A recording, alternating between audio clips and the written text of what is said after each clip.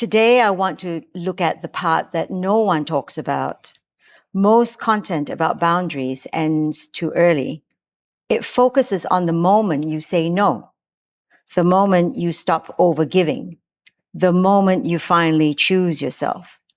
But very few people talk about what happens after. The part where the adrenaline wears off, where the old contract is no longer running the show, but the new identity hasn't fully settled yet. That in-between phase is where many women panic and think, I've made a mistake. Today's video is about that phase. I'm Sandra, a transformational authenticity coach and counselor.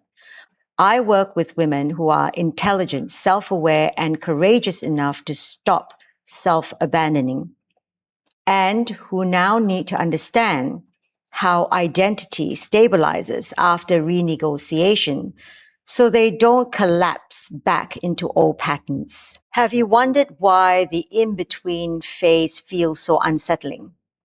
After you stop living by the old contract, something unexpected happens. Life doesn't immediately feel better.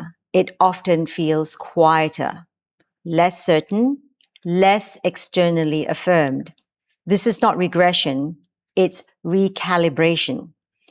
For a long time, your identity was reinforced through external feedback, approval, appreciation, reassurance being needed. When you stop performing that role, those signals reduce, and the nervous system interprets the absence of feedback as danger, not because something is wrong, but because the old map no longer applies. I also want to talk about identity, as identity does not collapse, it reorganizes. Identity is not something you invent overnight. It is something that stabilizes through repetition and evidence. For years, your sense of self was built on being the one who adapts, the one who holds things together, the one who doesn't ask for much. When that role dissolves, the system searches for replacement certainty. This is why many women feel ungrounded, self-doubting, or strangely flat after setting boundaries. But this is not emptiness, it is space. And space is unfamiliar to a system trained in vigilance. It is important now to look at why many women return to old patterns here. This is the point where many women return to people-pleasing, not because they want to, but because the old identity offered immediate relief. Relief from guilt, relief from uncertainty, relief from not knowing who they are without the role. The nervous system prefers certainty over alignment, so it whispers, at least you know who you are when you're needed. But returning to the old role doesn't restore peace. It restores predictability. And predictability is not the same as self-trust. So how does identity actually stabilize?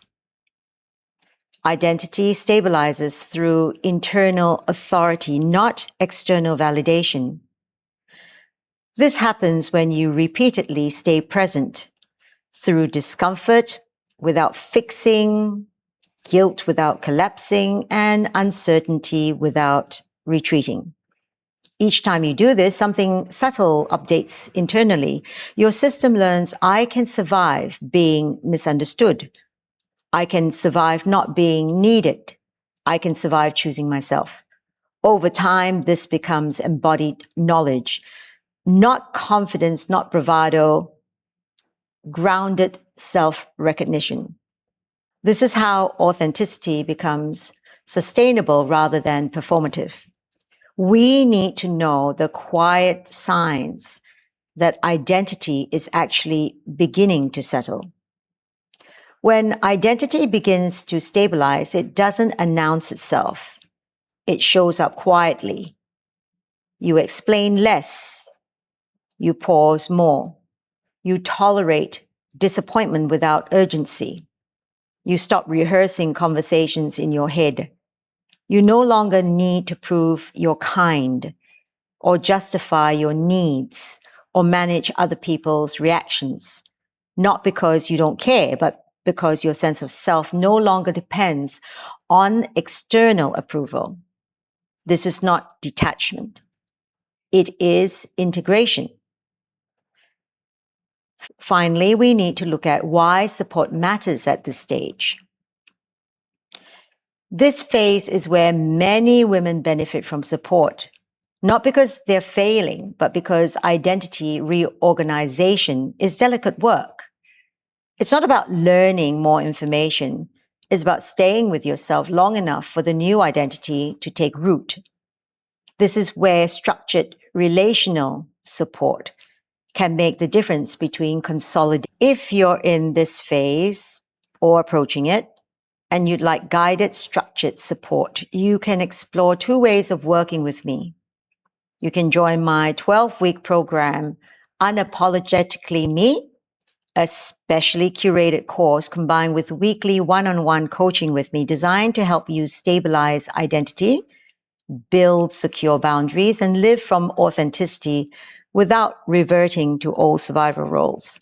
Or you can choose the 8-week Unapologetically Rising course, focus on boundary integration, nervous system safety, and relational clarity. Both programs include a final, personalized topic designed especially for you, based on where you are in your identity reclamation process. You'll find the link below if you'd like to explore either option. And if this content resonates with you, please like, subscribe, and share it with a woman who is working hard to build better boundaries, but who doesn't need to do it alone. Remember, authenticity is always welcome here. This channel is a safe space for women who are no longer willing to disappear to feel secure. Thank you for your time, your attention, and your willingness to stay with yourself through change. And remember, the old identity kept you safe. The new one keeps you whole.